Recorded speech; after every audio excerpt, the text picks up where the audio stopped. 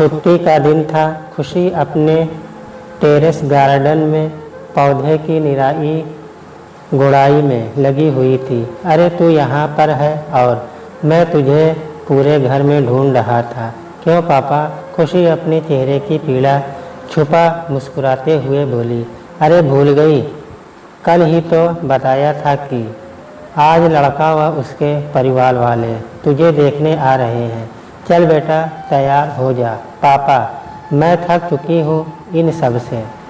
वैसे भी मैंने पिछली बार आपको मना किया था ना कि इसके बाद नहीं, और फिर भी पापा आप मेरी तकलीफ़ क्यों नहीं समझते? खुशी उदास होते हुए बोली। बेटा, ये कैसे समझ लिया तूने कि मैं तेरी तकलीफ़ नहीं समझता? कौन माँ बाप नहीं चाहेगा उसकी बेटी को एक अच्छा जीवन साथी मिले, उसका एक अपना घर परिवार हो? पापा, ये घर परिवार मेरा नहीं क्या? खुशी के इन प्रश्न ने उसके पापा को अंदर तक झंझोड़ दिया। क्या जवाब दे एक बाप अपनी बेटी के इस सवाल का? कुछ गलत तो नहीं पूछा था उसने? अपनी भावनाओं पर काबू रखते हुए वह बोले, है मेरी बच्ची, तेरा भी है, लेकिन समाज के कुछ रीति रिवाज हैं जो हम सबको न चाहते भी निभाने पड़ते हैं। बेटा, मेरी दिली इच्छा है कि तुझे अपने हाथों से डोली में बैठाऊं, तेरा घर संसार बसते देखूं। अपने पापा की इच्छा पूरी नहीं करोगी क्या? पापा, मैंने कब मना किया, लेकिन झूठ के सहारे नहीं, और सच जानकर कोई मुझे अपनाना नहीं चाहता तो बताओ मैं क्या करूं? खुशी अपने मन की पीड़ा को छिपाते हुए बोली। बेटा, लड़के व उसके परिवार वालों को तेरी तस्वीर बहुत पसंद आई। उन्होंने खुद आगे से रिश्ता भेजा है। बस तू चुप रहना इस बार। मेरा मन कहता है सब अच्छा होगा। बताते हुए उसकी आंखें खुशी से चमक रही थी। पापा, मेरी चुप्पी से सब कुछ सही हो जाए तो मैं 100 बार चुप रहने के लिए तैयार हूँ, लेकिन सोचिए कि जब शादी के बाद उनको पता चलेगा और वह मुझे अपनाने से इनकार कर देंगे, तब का सोचा है आपने? पापा, आज की तकलीफ़ उस तकलीफ़ से कहीं ज़्यादा होगी। प्लीज़ आप मुझ पर इस बात का दबाव न डालें। खुशी के पापा इस बात को समझते थे कि बेटी सही कह रही है, इसलिए उन्होंने बात को बढ़ाने की बजाय कहा, ठीक है बेटा, जैसी प्रभु की इच्छा। अच्छा, तू नीचे आकर तैयार तो हो ले, वह लोग 12 बजे तक आ जाएंगे। बस आप चलिए पापा, यह 2-4 पौधे ही बचे हैं, मैं इनकी छटाई करके आती हूँ। खुशी ने इतनी देर से अपने अंदर जो दर्द का सैलाब रोक कर रखा था, उसके पापा के जाते ही वो आंसुओं के रूप में बह निकला। हर बार लोगों द्वारा नकार देने की पीड़ा उस पीड़ा से कहीं बढ़कर लगने लगी थी उसे, जो उसने 8 साल पहले सही थी। इस बात का उसे अच्छे से एहसास हो गया था। आज भी याद है खुशी को। हाँ, 10वीं क्लास में थी वह, जब पहली बार उसे पेट में भयंकर असहनीय दर्द हुआ था। परिवार वालों ने सोचा गैस का दर्द होगा। जब घरेलू नुस्खे से भी कोई आराम ना पड़ा तो वह उसे डॉक्टर के पास ले कर गए। डॉक्टर की दवाई से दर्द तो गया, लेकिन जब तक फिर से उभर जाता, डॉक्टर भी उसे मामूली दर्द समझ दवाइयाँ देते रहे और मर्द अंदर ही अंदर बढ़ता रहा, जो 2 साल बाद भयानक रूप में सामने आया। खुशी की 12वीं की बोर्ड परीक्षाएं थी, लेकिन दर्द चरम पर था। हालत ये हो गई थी कि उसका बैठना भी मुश्किल हो गया था। पेन किलर और दवाइयों के सहारे तकलीफ सहते हुए उसने किसी तरह अपनी परीक्षाएं दी। परीक्षाएं खत्म होते होते दर्द बर्दाश्त के बाहर हो गया था। जल्दी से उसके माता पिता उसे हॉस्पिटल लेकर गए। डॉक्टर्स ने कई एक्सरे व अल्ट्रासाउंड किए। उसकी रिपोर्ट देख डॉक्टर खुद हैरान थे कि अब तक वह जिंदा कैसे थी। उसके पेट के अंदर एक हिस्से में बहुत ही ज़्यादा मवाद भर गई थी, लेकिन डॉक्टर कैसे इससे पहले ना तो कोई बीमारी हुई और ना ही कभी चोट लगी। उसके मम्मी पापा ने डॉक्टर से कहा, ये घाव बहुत पुराना है, हो सकता है बचपन में कभी ये पेड़ के बल गिरी हो और आपको पता न चला हो। उस समय यह घाव छोटा रहा होगा। बढ़ते बढ़ते आज उसने ऐसा रूप ले लिया। डॉक्टर, ये सही तो हो जाएगी ना?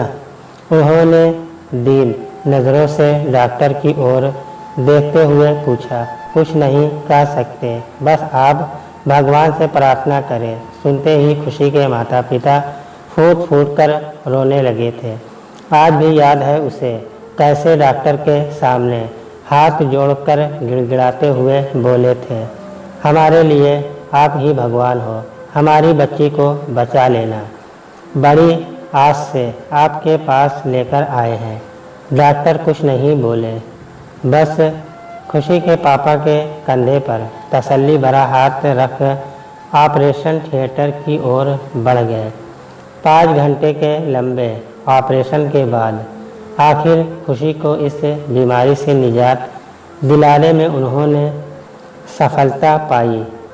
खुशी के माँ बाप की तो मानो खोई हुई सांसें वापस आ गई हो। वह दोनों हाथ जोड़ डॉक्टर का धन्यवाद करते न थक रहे थे। डॉक्टर ने कहा, यह सब आपकी दुआओं का फल है, हमने तो बस अपना काम किया। हाँ देखिए, ऑपरेशन बड़ा था, जिसके कारण इसके पेट पर काफ़ी टाँके आए हैं। और हाँ, अब दर्द तो नहीं, लेकिन भविष्य में कभी कभार थोड़ा बहुत दर्द हो सकता है, इसलिए आप आगे कोई लापरवाही ना करें। इसकी दवाइयों व खान पान का विशेष ध्यान रखें। खुशी ने दर्द से तो निजात पा ली, लेकिन अपने पेट का हाल देखकर एक बार तो वह खुद भी डर गई। ऐसा लग रहा था मानो किसी ने पेट को बड़ी बेरहमी से सुई से सिल दिया हो। डॉक्टर ने उन्हें आश्वासन देते हुए कहा, देखो, समय के साथ यह निशान कुछ कम हो जाएंगे, लेकिन हाँ, पूरी तरह कभी नहीं जा सकते। खुशी जब अपने पेट की हालत देख रोती तो उसकी मम्मी उसे समझाते हुए यही कहती, बेटा, तेरी बीमारी कट गई, ये बहुत बड़ी बात है। अरे, ये निशान किसको दिख रहे हैं? ढके ही तो रहेंगे। कैसी बात कर रही हैं खुशी की माँ? अभी तो ठीक है, लेकिन शादी के बाद, हे भगवान, लड़की की जात और ये सब पता नहीं शादी के बाद लड़के वाले देखकर क्या क्या बात बनाएं। हमारे ख्याल से तो जब भी तुम इसका रिश्ता करो, पहले ही लड़के वालों को ये सब बता देना, कहीं ऐसा ना हो बाद में पछताना पड़े। रिश्तेदार व पड़ोसी जो भी उसे देखने आता, इस तरह की बातें कर उसका दिल दुखाकर चलता बनता। लेकिन एक बात खुशी के मन में घर कर गई थी कि वह अपने इन निशानों को किसी से नहीं छुपाएगी। पागल हो गई है क्या तू? जो बात ढकी है उसे क्यों तू सबके सामने लाना चाहती है? अरे, लोग तो रिश्ता करते समय पता नहीं कौन कौन सी बातें छुपाते हैं, यह तो कोई बड़ी बात नहीं। अरे, हारी बीमारी सभी के साथ लगी रहती है, फिर तो क्यों सच्चाई का पुतला बनी हुई है?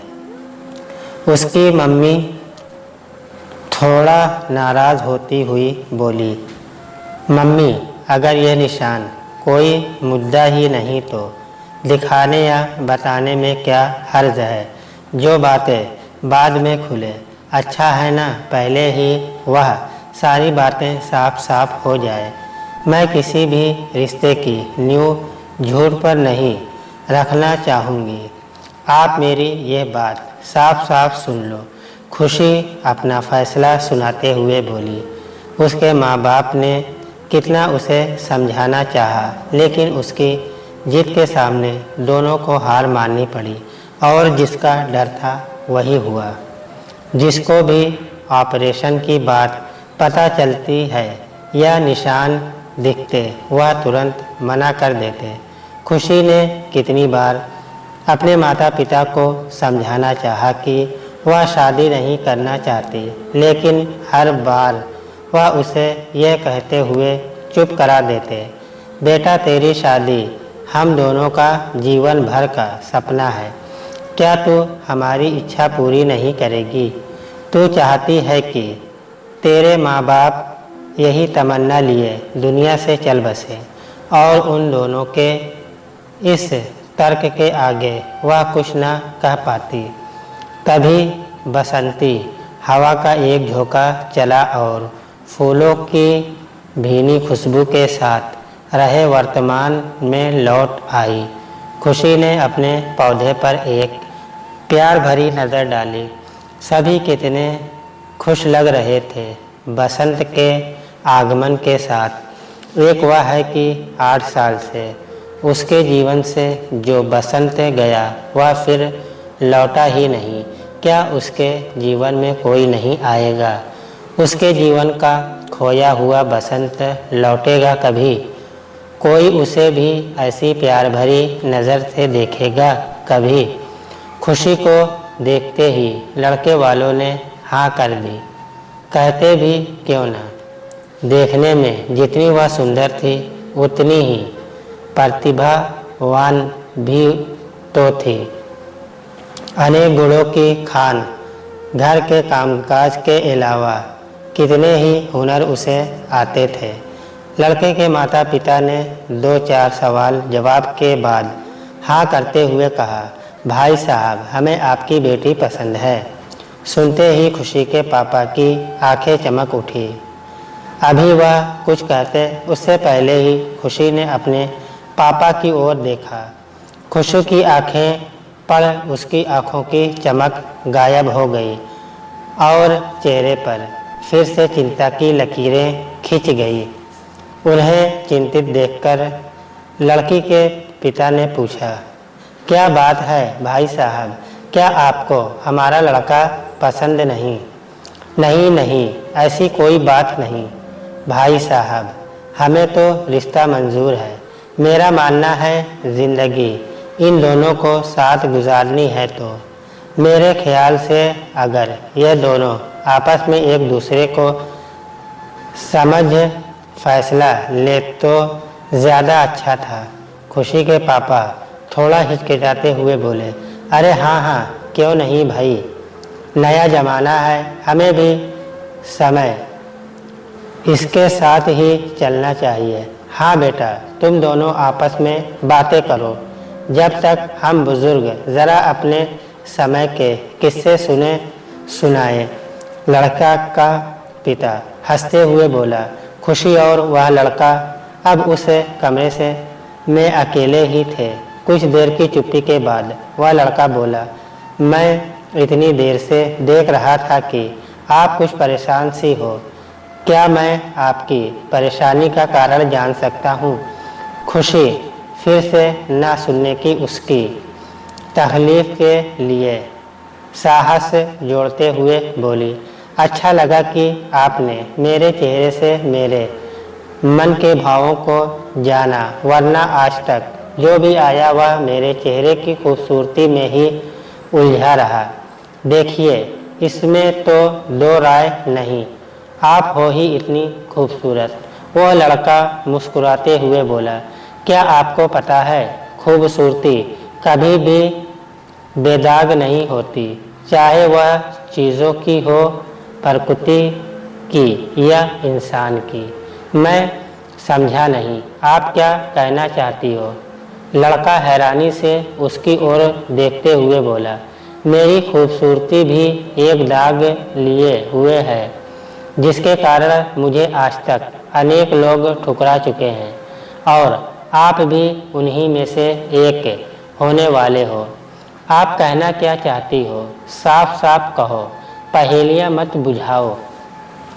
पहली बात तो यह है कि 8 साल पहले मेरे पेट में पस मवाद पड़ गई थी जिसका एक बहुत ही बड़ा ऑपरेशन हुआ और डॉक्टर ने कहा था भविष्य में वह दर्द कभी भी उठ सकता है। देखिए, दुख, तकलीफ और बीमारी पर किसी का जोर नहीं। अब भविष्य में मुझे क्या हो जाए इसकी क्या गारंटी है? ये तो कोई दाग नहीं हुआ। लड़का अपनी बात रखते हुए बोला, दाग है, वह ऑपरेशन इतना बड़ा था कि मेरा पेट बुरी तरह से क्षतिग्रस्त हो गया था। उस ऑपरेशन के कारण मेरे पेट पर अनेक टाँकों के धब्बे निशान हैं। हाँ, ऑपरेशन होगा तो टाँकों के निशान तो आएंगे ही ना, उसमें कोई नई बात तो नहीं। लड़का शांति से बोला, आप समझे नहीं। मैंने कहा मेरा पेट टाँकों के कारण काफ़ी भद्दा हो गया है। मेरी खूबसूरती और गुणों का गुणगान करने वाले जब इसके बारे में सुनते या देखते तो घिन के कारण आंखें फेर लेते और मेरा रिश्ता नकार चले जाते। आपके ये निशान तो छुपे हुए थे, फिर आपको सबके सामने इनके बारे में बताने की क्या ज़रूरत थी? लड़के ने पूछा, मैं अपने रिश्ते की नींव झूठ के आधार पर नहीं रखना चाहती। जो भी मुझे पसंद करेगा उसे मुझे इसी रूप में पसंद करना होगा। सुनकर लड़का कुछ देर चुप रहा। उसे चुप देखकर खुशी बोली, अरे आप परेशान ना हो, मुझे तो ना सुनने की आदत है। चलिए बाहर चलते हैं। खुशी जी, आपने मेरी चुप्पी का गलत मतलब निकाला। मैं तो आपकी साफ गोई और साहस देखकर हैरान था। अपने जीवन की कड़वी सच्चाई को दूसरे के सामने रखना शायद ही किसी के लिए संभव हो। मुझे आप जैसे ही जीवट साथी की तलाश थी, जो जीवन सफ़र में हर मोड़ पर मेरा साथ दे। सुख हो या दुख, हमेशा मेरा साहस बन मेरे साथ खड़ी रहे। खुशी जी, मुझे आप पसंद हो। अब मैं आपसे पूछना चाहता हूँ, क्या मैं आपको पसंद हूँ? जी देखिए, आपने अभी सिर्फ सुना है उन निशानों के बारे में, देखा नहीं। मैं चाहती हूँ कि आप कोई जल्दबाजी ना करें फैसला लेने में। एक बार अपने माता पिता से भी इस बारे में बात करें। शादी मात्र दो इंसानों का नहीं, अपितु दो परिवार का बंधन है। ऐसे रिश्ते का कोई मोल नहीं जिसमें परिवार की रजामंदी ना हो। आप एक बार अपने घर वालों से इस बारे में बात करें और हो सके तो अपनी माँ के साथ इन निशानों को देखें। मुझे दिखाने में कोई आपत्ति नहीं और फिर कोई फैसला ले। हाँ, जहाँ तक आपको पसंद करने की बात है तो बस मैं इतना ही कहना चाहती, जो व्यक्ति दूसरे के चेहरे को देख उसके मन के भाव पढ़ ले, जिसका दिल दूसरे के दुख से दुखी हो और जो रूप से ज़्यादा गुणों को महत्व दे, उसे कौन पसंद नहीं करेगा। मेरी तरफ से हाँ है, लेकिन यह रिश्ता तभी हो सकता है जब आपके माता पिता भी इसके लिए सहमति दें। हाँ, मैं चाहती हूँ आप उन पर किसी भी तरह का दबाव ना बनाएं, क्योंकि अभी तो आप दबाव बनाकर हाँ करवा लेंगे, लेकिन पूरी उम्र मैं उनके दिल में जगह ना बना पाऊँगी। बस मेरी आपसे इतनी सी प्रार्थना है। कहकर खुशी बाहर आ गई। उसे अकेला बाहर आया देखकर उस लड़के जिसका नाम सिद्धार्थ था, के माता पिता ने खुशी से पूछा, बेटा सिद्धार्थ, अंकल जी उन्हें आपसे अकेले में कुछ बात करनी है, वह आप दोनों को अंदर बुला रहे हैं। हमसे हमसे क्या बात करेगा वह? दोनों एक दूसरे की तरफ हैरानी से देखते हुए उठकर अंदर चले गए। क्या बात है सिद्धार्थ, क्या बात हुई तुम दोनों के बीच में? क्या फैसला लिया तुमने और हमें क्यों बुलाया यहाँ? उसके पापा ने एक साथ कई सवाल उससे कर डाले। अपने पापा की बात सुन सिद्धार्थ ने कहा, पापा मुझे खुशी पसंद है। हाँ तो बेटा, ये तो बहुत अच्छी बात है। हमें भी लड़की पसंद है, तो फिर क्या बात रह गई? हमें अंदर क्यों बुलाया? इस बार सिद्धार्थ की माँ बोली, माँ, खुशी के बारे में मैं आप लोगों से एक बात करना चाहता हूँ जो उसने मुझे बताई, और उसने कहा कि मैं आप लोगों को भी इस बारे में बताऊं। अगर आप वो सब सुनकर या देखकर रिश्ता मंजूर करेंगे तभी बात आगे बढ़ेगी।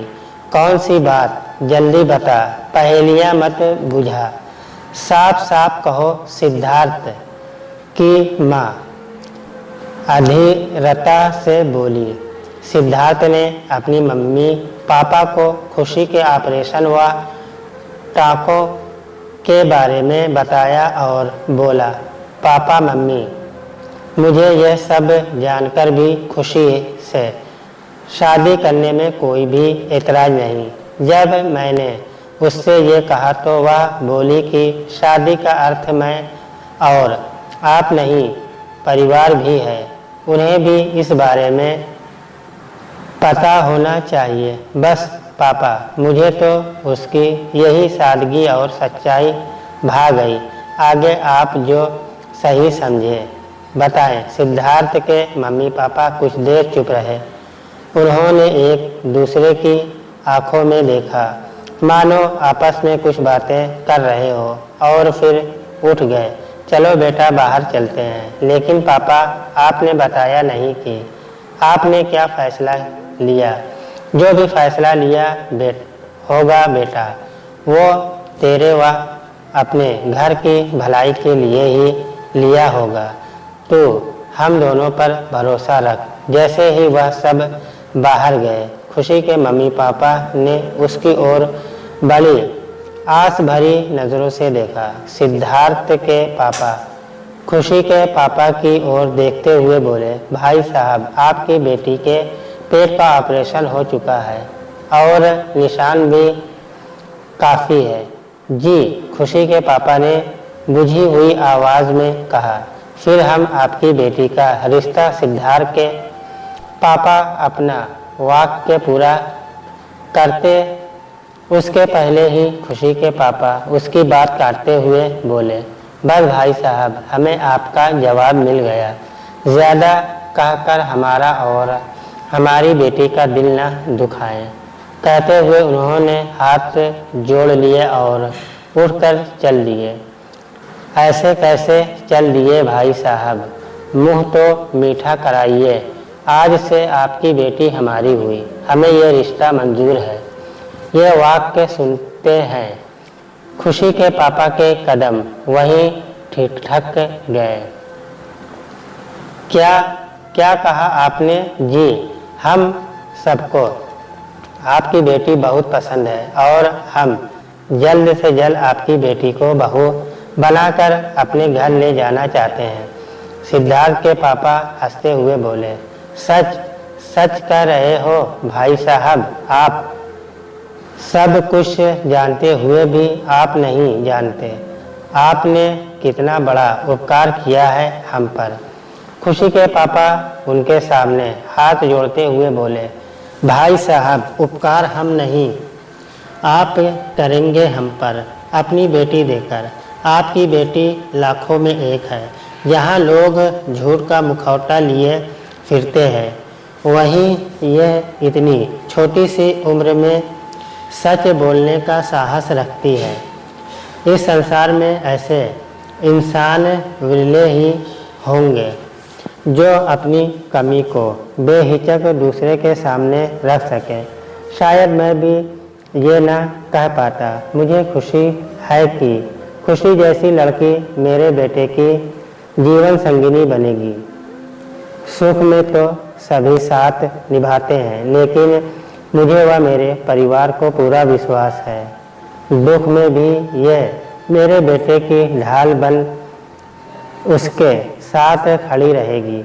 हाँ अंकल जी, पापा सही कह रहे हैं। खुशी जैसी पत्नी पाना मेरे लिए सौभाग्य की बात होगी।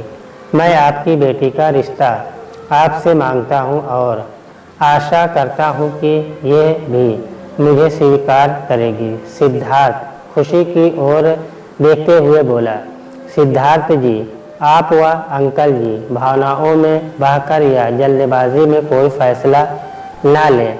अच्छे से इस बारे में सोच विचार कर लें। ऐसा ना हो बाद में कहते कहते खुशी का गला रुद्ध सा गया। किसी तरह अपनी भावनाओं पर काबू पाते हुए वह फिर बोली, मैं तो कहती हूँ कि अभी सिर्फ आपने सुना है। एक बार अगर आंटी जी या आप मेरे उन टाँकों के निशानों को देख लेते तो मुझे तसल्ली हो जाती। सिद्धार्थ ने यह सुनकर एक बार अपने पापा की ओर देखा। उसके पापा ने आंखों से इशारा कर उसे अपनी बात रखने के लिए कहा, खुशी जी, हमें किसी साक्ष्य की ज़रूरत नहीं है। आपकी सच्चाई ही हमारे लिए सब कुछ है। हमने जल्दबाजी या भावनाओं में बहकर फैसला नहीं लिया। ये हम सबका सर्वसम्मति से लिया गया निर्णय है। शायद दुनिया से मिले कड़वे अनुभवों के कारण आपको हमारी बातों पर यकीन करना मुश्किल हो रहा है, लेकिन एक बार उन सब बातों को दरकिनार कर हमारी बातों पर विश्वास करें, तब आप सही सही देख समझ पाएंगी। आपकी तरह मैं भी कहता हूँ, हमें कोई जल्दबाजी नहीं। जब आपका दिल करे हाँ कर देना। अगर आपके मन में किसी भी तरह की शंका है तो आगे मैं क्या कहूँ। आप खुद ही बहुत समझदार हैं। कुछ देर कमरे में चुप्पी छाई रही। सभी को खुशी के फैसले का इंतजार था। खुशी ने अपने माता पिता की ओर देखा। उनके चेहरे पर चिंता साफ झलक रही थी। उन्हें इंतजार था बस खुशी की हाँ का। खुशी ने जब उनकी आंखों में देखा तो उसे ऐसा लगा मानो दोनों कहना चाहते हो, बेटा हाँ कर दे। इससे अच्छा जीवन साथी और परिवार तुझे और कहीं नहीं मिलेगा जो तेरी भावनाओं की इतनी कद्र करे। खुशी ने खुशी से अपने माता पिता की ओर देख सहमति में सिर हिलाते हुए धीरे से कहा, हाँ मुझे भी रिश्ता मंजूर है। उसकी सहमति मिलते ही सबके चेहरे खुशी से खिल उठे। खुशी के माता पिता ने आगे बढ़ उसे गले से लगा लिया और उसे भावी जीवन के लिए ढेरों आशीर्वाद दिए। खुशी ने अपने होने वाले सास ससुर के पैर छुए तो उन्होंने भी आशीर्वाद रूपी हाथ उसके सर पर रख दिया और फिर खुशी के पापा के गले मिलते हुए बोले, मुबारक हो भाई साहब, अब तो हम समधी बन गए। यह सुनकर खुशी के पापा बोले, बिल्कुल, चलिए इसी बात पर मुंह मीठा कीजिए। मुंह मीठा करने से ही काम न चलेगा। अब तो हम खाना खाकर ही जाएंगे। बिल्कुल जी बिल्कुल। खुशी की मम्मी खाना बनाने अंदर जाने लगी। यह देखकर सिद्धार्थ की मम्मी बोली, बहन जी, मैं भी आपके साथ ही चलती हूँ। दोनों समधन मिलकर खाना बनाते हुए खूब सारी बातें करेंगी, तो हम क्यों पीछे रहें। चलिए समधी जी, हम भी बालकनी में बैठ मौसम का मज़ा लेते हुए गपशप करते हैं। खुशी, तुम सिद्धार्थ जी को ऊपर ले जाकर ज़रा अपना टेरेस गार्डन तो दिखाओ। जी पापा। थोड़ी देर बाद दोनों छत पर थे।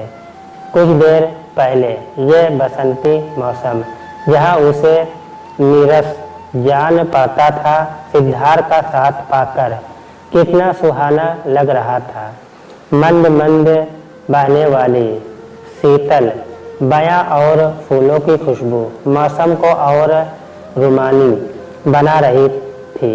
आज समझ आ रहा था कि लोग सही कहते हैं कि बसंत का ये खुशगवार मौसम प्यार करने वालों के जीवन में और रुमानियत भर देता है।